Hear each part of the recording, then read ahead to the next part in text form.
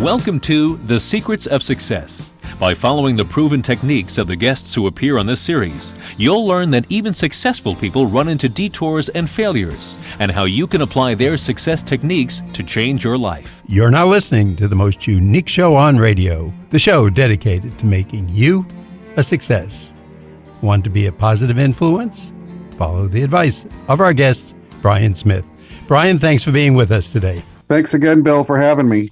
Brian, your book, I love that bright green color, and on the front, Positive Influence. That's the title, but there's a little triangle that says, be the I in team. Can you explain that? Yes, I can. Our book series is called the I in Team series, and this book, being our second book, is about being the invoice or being the influence and the individual on a team, and having the most positive influence that you can in any area of influence that you have. In your book, you mentioned something called the butterfly effect. And first of all, would you explain that to us? And how does this concept apply to influence? Well, the butterfly effect is if I do something, it influences what happens elsewhere. And it goes to the foundation of our beliefs at the I in Team series, which is the biggest responsibility that we have as humans is for our influence.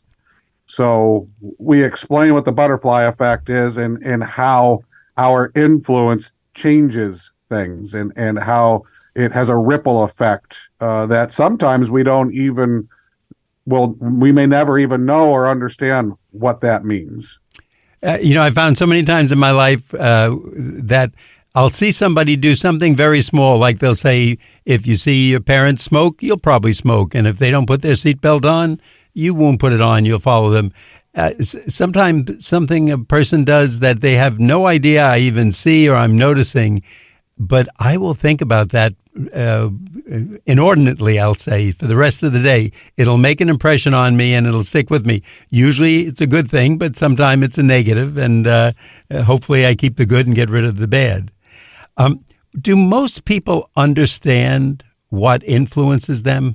No, I don't think from a deep thought perspective. I mean, even yourself, do you ever just sit down and think, wow, how was I influenced today? Or, how did my actions influence others today? I don't think humans are built that way. I think situationally, contextually, we might understand our influence at different times and in different situations, but not in the grand scheme of things, with the fact that we are constantly influencing all the time in all of the different areas of influence that we have as individuals. Because that just seems like such an important expression that if we made ourselves think a little bit, just to be alert as we would to a very tall person or a very handsome or pretty person of the opposite sex, what influences us when we hear something that would either make us laugh, smile, or cringe, to be alert to that so that we know if someone, I guess if you want to use an expression like the very bad salesperson, that they call us up. How are you today? How would you like to have the lowest cost insurance? No, thank you. I'm in the middle of something else, etc. So it would seem that your book hits right on that point, and it's something we definitely need. We think of people, and we call them, I guess today, especially on the internet, influencers. But you say you don't have to be a person of influence to be influential. Can you explain that? Yeah, I think, the best way for me to explain it is to take you back to what made you an influencer to begin with, which was the understanding of your coming birth. As soon as our parents learned that all of us, as we were going to be born, we were already influencing lives, and we hadn't even taken our first breath yet. And our influence continues for most of us, even past when we pass away and leave the earth. So understanding that we have that type of influence, that inherently all humans are influencers, is something that we feel that everybody should be aware of and also take responsibility for. And I guess that's almost what I was saying before, that even that person who may not realize I may pass them in a store, in a law office, in a medical facility, but in some way they'll influence me. I may see them and say, gee, that's an impressive person. I'm glad he or she is my doctor or my lawyer. Again, they may not even think of it because we just pass so quickly, but there's an impression that we're left, I guess, literally from everything we do or see or say. Is that the message? Yeah, exactly. And I know that people can't see the screen that I'm on, but you can. And if you notice, next to my name, it says we. One of our statements that is actually right in the front of all of our books is the phrase, I am we. And what I mean by that is I am an accumulation of all the we's, all of the people that I have come across in my life. And up to this moment, Bill, even you are now influencing who I am, and you are part of the we that makes up my entire life at this moment. And likewise you, of course, because here I'm learning about your book. I'm learning new concepts that I didn't know about until I read your book and get the chance to talk to you. So we both, after this show, are both influencing one another, I guess. Would that be true? Yes, it is. And that is how life is for humans. We are constantly commingled. We are constantly learning. We are constantly influencing. And that's why our influence is such a huge responsibility for each of us. I'm thinking the next question should almost have a caution sign above it, like when you go near something that's, highly toxic or electric, caution, stay away from or stay back so many feet. You mentioned that we are the product of all that influence us. And when I think of that, it's almost scary today because aren't we influenced almost continually? If I put the TV on, not only do I see the picture, there's a bar on the side telling me something, and then below it, if it's a sports game, how the odds of one team winning or losing or a prop bet may affect me, meaning that I may want to go out and bet on the game. And that's just the one thing I'm watching. Then someone else may call me and tell me there's somebody at the door for me or something. So I'm literally being besieged. Is that overwhelming us today?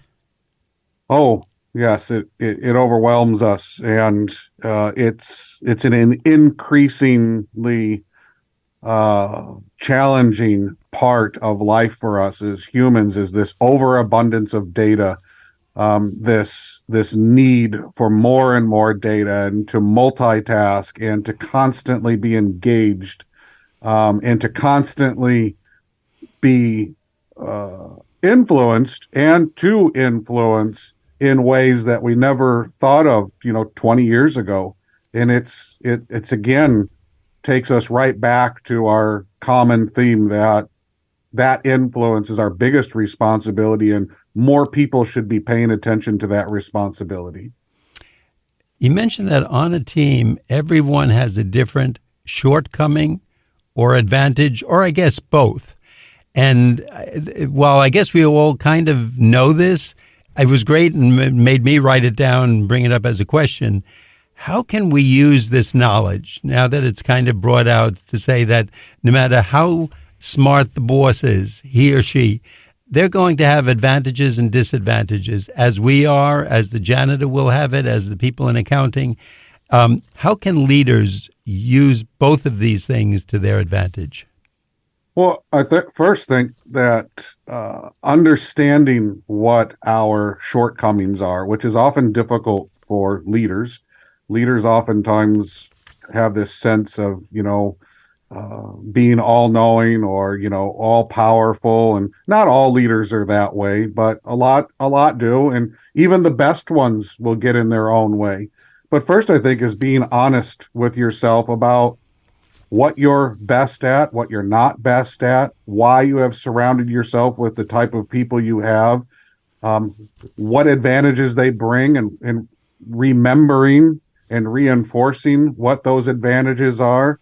And then where the true leadership comes out is when you piece that together like a puzzle and you create this cohesive group of individuals, which we define individuals as not only one person, but when a group of people are together doing a common thing, they are together one individual unit, one individual group of people with a common purpose. And when leaders can solve that puzzle, identify the best aspects and the best assets and the advantages of each of those people and the things that they struggle with, they not only move the team forward in its best foot forward, but they also uplift those people and help those people fill and learn and become better at those things that they aren't. And that includes also for themselves.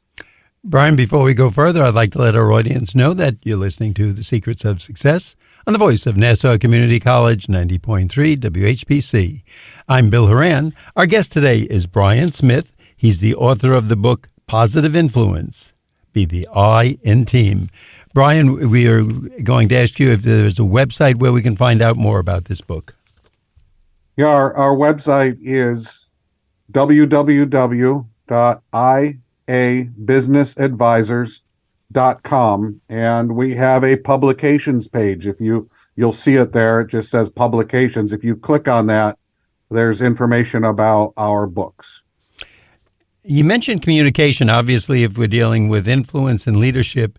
And it seems to me, and I've been on Earth many, many years, that this is getting more and more difficult today because of almost no matter what you say, there's someone out there saying, well, that's not real, or that person is lying, or that's fake news, or it's just put out there, which, and sometimes we know, just to kind of stir the pot a little bit. If someone's on talk radio for 6 hours, they have to, get something going. So right away they'll say the hometown favorite player is going to be traded, or he was caught committing a crime and he might be in trouble, or she might be in trouble. Is this just me, or is it getting more difficult today? Yeah, I think it's more difficult because we have influencers who muddy the waters with out of context messages and out of context influence that is meant to sway or persuade people, that is meant to influence, inspire and motivate people to whatever it is that their area of influence is designed to do. And I think that the amount of that type of communication happening muddies the water even worse. And we try to teach people in our area of influence how to counter that through what we call smart communication. And smart communication to us is based on the concept of SMART goals, which means we think about communication specifically, and we challenge the measurements and the accuracy and the realism and the timeliness of our communications. And we use SMART as an acronym to hold us accountable to the type of communication that we take in and how we dissect it and how we also communicate outwards to people. I think that alone would make your book a bestseller in the environment we're in. And I was just thinking, just the other day I received a letter and it told me the warranty on my car was expiring. Well, I don't have a warranty on my car, so I don't know how it's expiring. And then when I took a second look at it, there was no return address. There was no phone number, address, title, or anything to the company. But I should go to this website and find out more and be in touch with them, etc. Because the opportunity to extend my warranty would expire in something like 3 days or something. Obviously, everything was false. But if I didn't read closely, I would have either been upset, concerned, or let's call it a victim of their trickery. What type of body language should we be on the lookout for, in addition to the written word and, of course, audio, the spoken word? Is there body language that can give away whether someone is being honest? That's a really good question. Yeah, I got it from your really good book. People that don't look you in the eye, people that avoid giving or paying close attention to you when they're communicating with you, people who don't square off to you and turn away from you, those are all potential indicators that they're uncomfortable with the conversation, and that, depending on the context of that conversation, could not be telling you the truth. Body language is a giveaway, but I have to stress that not all negative body language is because somebody's doing something nefarious. There are other reasons, insecurities, fear, and some of the other emotions that we deal with as humans that can have people do that. What really helps is marrying or matching up intonement, how the words are being delivered to the context of the words being delivered with the body language. And when we take all of that together and we really think about it objectively, oftentimes there's enough there for us to discern if somebody is trying to persuade us out of something that might not be true or embellished or just being straight, transparent, and honest with us. You had a tip in your book that today, because of cell phones and the convenience of everything, you suggested to use a camera to tape our expressions and body language. And most times if we're talking to someone, it's probably going to be relatively short, anywhere from 60 seconds to maybe 2 or 3 or 4 minutes, at least the first part, because if they're not interested in that, we're going to lose them anyway. And just to see a tape of how we look, are we looking them in the eye? Are we coming across as realistic? In fact, if we see a good con man or con woman who's trying to scam us, that seems to be what they do. They know how to hit that certain nerve where we're not even doubting what they're saying. They come across as real, sincere, and we can always do that on the cell phone, just have a quick tape of it and analyze ourselves. Do you find more and more people are doing that? I think in our area of influence they are, and I would hope that people who read our book are trying some of the tips we give to understanding themselves and understanding others from these different perspectives. It takes practice, Bill. It takes context and reconciling some of our intuition and some of our thoughts. You know, are we wrong? Are we right? It takes learning about people that we deal with on a regular basis. It's a lot of effort to be human and to maintain relationships as human. And I think that's why the technology of today is so appealing to so many people, is it takes away some of the effort that we have to have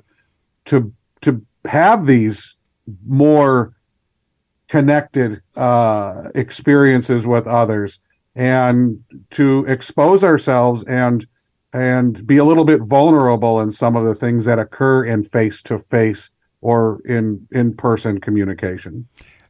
I think when we think of communication, we think of being proactive. I'm talking now, you're responding.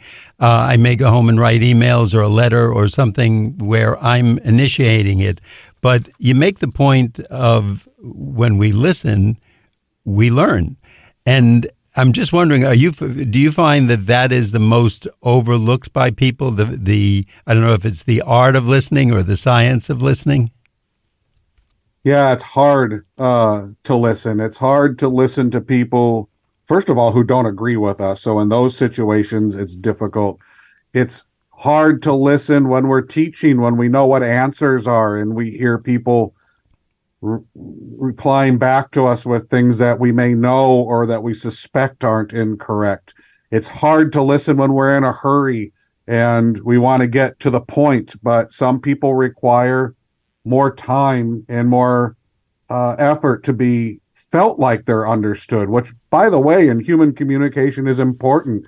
It's important that people that need that get that from us because it's part of the relationship process. It's part of the communication process that will be healthy between you and others. So, yeah, I think it's a challenge. When I think of the people who either are or should be the best listeners, I'm thinking usually of doctors and attorneys. My first question would be, do you find the same thing? And is there either a reason or are there other professions where the people are extremely good listeners? Well, I will preface this and say I think there are some professions where they should be good listeners and they aren't. I think generally speaking that lawyers and doctors are probably pretty good listeners.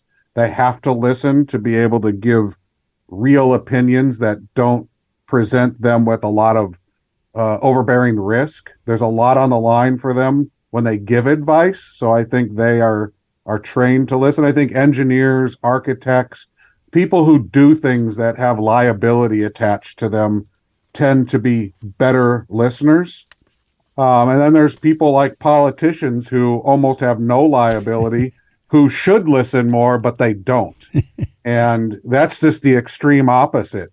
Politicians should probably be at the very top of the listening world, yet they're probably at the very bottom. And by the way, not to leave anyone out, when I said doctors and lawyers, I was thinking as you were answering, I think our police and detectives also, because sometime by what's not said, I think that leads them to who may be involved in the crime, or parts that the things that go unsaid may be more of a directive than what the person is actually saying. That's so true. And you're right, Bill. I think they are, for the most part. I think our first responders are actually very good at listening and discerning their environments and their areas of influence.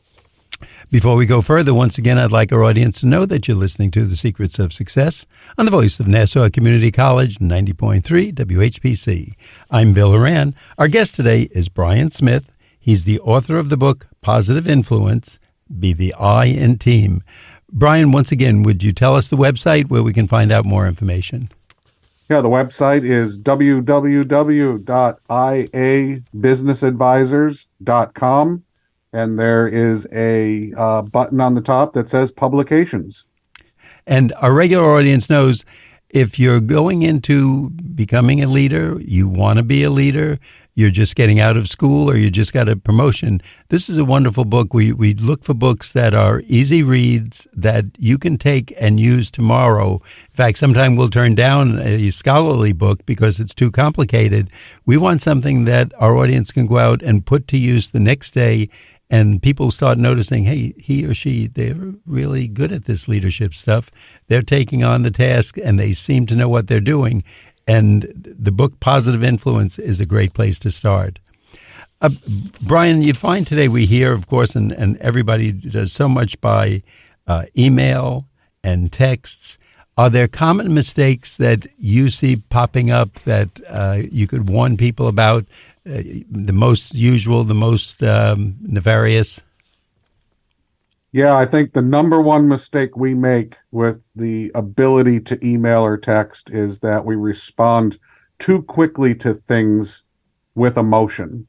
And when we do that, we set ourselves up for more emotion to be brought into a conversation, less objectivity, and we can end up getting on an off-ramp and going in the wrong direction, digressing away from the original point. We could end up creating problems where there really weren't any problems. Texting and email do not allow us to identify that body language and that intonement that we get in human-to-human contact. And it leaves question marks about the intent of the words that we're reading. And I think that's the number one mistake that I see being made with those two forms of communication. Often I hear from people, if you want to be efficient, as soon as you get an email, respond to it, and you'll be done. And I have to say, if I'm responding to anything, a heavier email, not just am I going to be at the birthday party or the meeting, but if it involves a little more work, I like to sit back and sometime I'll take a few days to get back to it, especially if it's involving an issue or an opinion where just one word could change the whole interpretation of it. So I'm glad I'm not the slow one doing that. I'm glad you're kind of giving me a blessing on it. And I'm not reacting, but actually acting rather than letting emotion enter into things.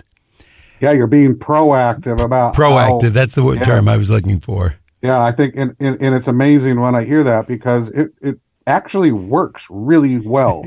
And it actually creates a better communication environment for yourself, first of all, and for the people that you communicate with. You mentioned the term high road, and you say that leaders should take the high road. How do you do this and why? And I guess for someone who may not have heard that term, what is the high road? So the high road is doing what's right when everybody else is doing something different. We find ourselves in situations where maybe a whole group of people. For example, I was in a board meeting and there was a recommendation in the board meeting to violate a contract by a board member. And a lot of the other board members were okay with that. And the justification was they were going to violate a contract with somebody who already violated a contract. And then there was the leader who took the high road that said, well, two wrongs don't make a right. We should not violate our contract. We should do exactly what the contract says we should do. Yes, it's more work for us. Yes, it might cost us money up front, but doing the right thing is right. And capitulating and doing the wrong thing isn't. And that's what the high road is. It is doing what's right when everybody else might do something else in spite of them, and just to maintain your credibility and your integrity. Someone reading this book obviously wants to be a good leader. Is there kind of a magic potion or pixie dust that you can tell us how we can identify the needs of our team, or perhaps the one or two or three most likely needs of our team? Well, yeah, one is listen to learn. I mean, engage with them and understand them, hear them, ask them what it is that is lacking in anything to do with their area of influence.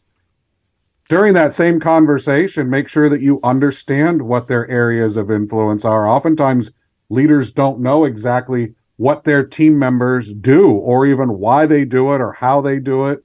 And when you do understand that, you bring context into your relationship with them, and they respect you for that. You will be elevated in their eyes. And lastly, when you do speak with them and you do communicate with them, follow through on it. Don't just use words. Follow those words up with the same consistent action that you would expect from them. And those are probably the top three things that I could say would help you be an effective leader. I think that'll do it for all of us. Before we wrap up, once again, I want to tell our audience the book is Positive Influence. It's the kind of read that will definitely help you in your day-to-day leadership.